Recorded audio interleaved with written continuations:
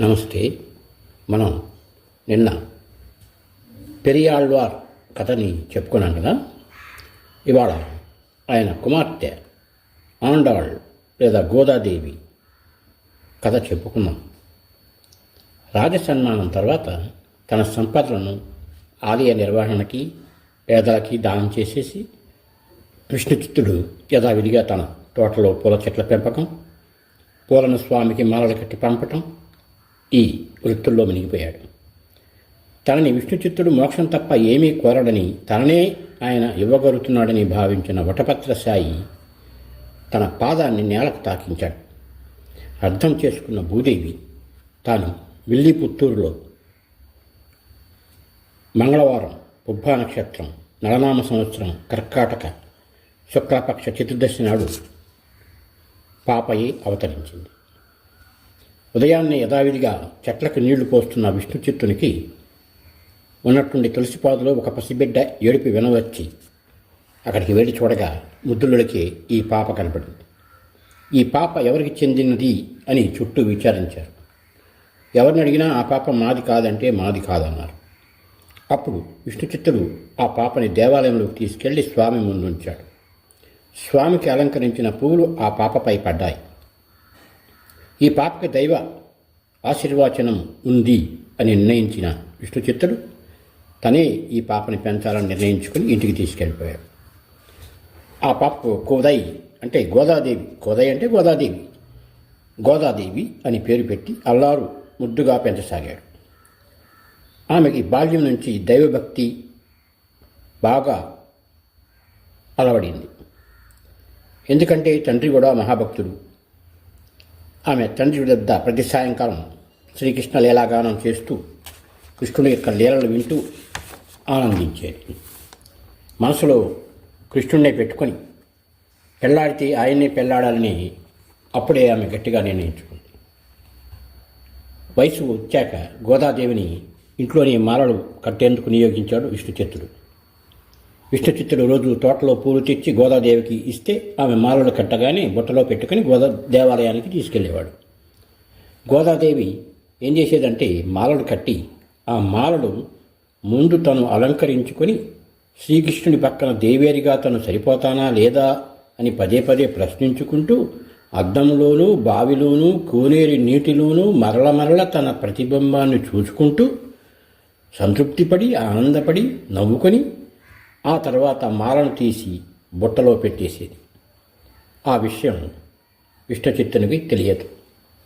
తెలియకుండానే ఆ బుట్టను తీసుకెళ్ళి ఆలయంలో ఇచ్చేవాడు. ఆ పూలమాలలు అద్భుతమైన సుగంధాన్ని కలిగి ఉండడం చూసి అర్చకులు ఆశ్చర్యపోయారు. వాటిని స్వామిని అలంకరించసాగారు. ఇలా 3 నెలలు గడిచింది. ఒకరోజు ఒక పూమాలలో పొడుగైన కేశం ఉండటం చూసి అర్చకులు విష్ణుచిత్తుని ఇదేమిటయ్యా కేశం వచ్చింది పూలమాలలో అన్నారు. విష్ణుచిత్తునికి కూడా అర్థం కాలేదు ఇది ఎలా జరిగింది అనేటువంటిది. అది దోషం కాబట్టి, కేశం అంటే మలిన పదార్థం కాబట్టి ఆ మాలను తిరిగి ఇంటికి తెచ్చేశాడు. విచారించగా తెలిసింది ఏమిటంటే గోదాదేవి ఆ పూలమాలను ముందుగా తను అలంకరించుకుని తర్వాత బుట్టలో పెట్టిందని తెలిసింది. ఈ సంగతి తెలిసిన తర్వాత విష్ణుచిత్తుడు గోదాదేవిని అడిగాడు, ఏమ్మా, కేశం అనేది దోషభూయిష్టమైన పదార్థమని నీకు తెలియదా? దాన్ని స్వామికి అలంకరించటం అపరాధమని నీకు తెలియదా? ఎందుకు ఇలా చేశావని మందలించాడు. ఆ రోజు ఆయన చాలా బాధపడి, అయ్యో దైవానికి ఈరోజు పూలమాలను పంపించలేకపోయాని అని ఆ చింతతోనే నిద్రపోయాడు. ఒక రాత్రి వేళ స్వామి కలలో కనపడ్డాడు విష్ణుచిత్తునికి. అడిగాడు, ఏమయ్యా, నాకు నీ మాల ఎందుకు అలంకరించలేదు నాకు ఇవాళ అని అడిగాడు. విష్ణుచిత్తుడు ఆయన్ని క్షమాపణ అడిగి జరిగిన అపరాధం చెప్పాడు. కానీ స్వామి ఏమన్నాడంటే, నీ కూతురు అలంకరించుకున్న మాలయే నాకు ఇష్టమయ్యా, అది నాకు ప్రీతిపదం కనుక ఇక నుంచి ఆమె అలంకరించుకున్న మాలలే నాకు అలంకరించాలి అని చెప్పేశాడు. అప్పుడు విష్ణుచిత్తుడు ఇలా స్వామి పలికాడంటే గోదాదేవి సామాన్య కన్య కాదు అని భావించేశాడు. తర్వాత మర్నాటి నుంచి గోదాదేవి తను అలంకరించుకున్న మాలల్ని మూల విరాట్టుకు అలంకరణ చేయటం జరిగింది. ప్రాయానికి వచ్చిన గోదాదేవి తాను రాధలుగా తలుచుకుంటూ చుట్టూ ఉన్న నేత్రాళ్ళు గోపికలుగా భావించి అలా ఊహించుకుంటూ ఉదయాన్నే తాను తన నిత్యలు గోపికలే కాత్యాయని వ్రతం చేస్తున్నట్టుగా తాను ధనుర్మాస వ్రతం ఆచరించేది. తోటి నేస్తురాళ్లే గోపికలుగా వారిని తెల్లారి జామునే లేపి స్నానాలు ఆచరించి కృష్ణుని కలుద్దాం రండి అన్నట్టుగా స్వామి లీలలు పాడుకుంటూ వాళ్ళని మేల్కొల్పుతున్నట్టు పాసురాలు పాడుతూ ఉండేది. తోటి నేస్తురాళ్లను నిద్రలేపే ఈ గీతాలు తిరుప్పావైగా పేరు పొందాయి. ఆ తిరుప్పావై తమిళ సాహిత్యంలో ప్రముఖమైన చోటు సంపాదించింది. కూతురు ఇలా పెళ్లి వయసుకి వచ్చేసరికి విష్ణుచిత్తుడు ఆమెకి సంబంధాలు ఎదగటం మొదలుపెట్టాడు. అప్పుడు గోదాదేవి అన్నది ఏమన్నదంటే, నా దండ స్వామివారికి అలంకరిస్తున్నారు. ఇటువంటిది భార్యాభర్తల సంబంధంలో మాత్రమే జరుగుతుంది. కాబట్టి నేను శ్రీకృష్ణునే భర్తగా ఎన్నుకుంటున్నాను తప్ప మరొక మానవుడిని నేను పెళ్లి చేసుకోను అని గట్టిగా చెప్పేశాను. దానికి విష్ణుచిత్తుడు అన్నాడు కదా, అమ్మ, శ్రీ మహావిష్ణువు అనే దైవం 108 వైష్ణవ క్షేత్రాల్లో వివిధ పేర్లతో అర్చింపబడుతూ ఉంటాడు. నీవు ఎవరిని వరుడుగా ఎన్నుకోవాలని అనుకుంటున్నావు అని అడిగాడు. అప్పుడు ఆమె చెప్పింది, ఆ 108 క్షేత్రాల దైవాల పేర్లతో వాళ్ళ లీలలు పాడమంది. ఆయన పాడుతుండగా ఒక్కొక్కరి పేరు పాడుతుండగా ఆ 108 వైష్ణవ రూపాలు వాళ్ళ కళ్ళ ముందు ప్రత్యక్షం అవుతూ వచ్చాయి.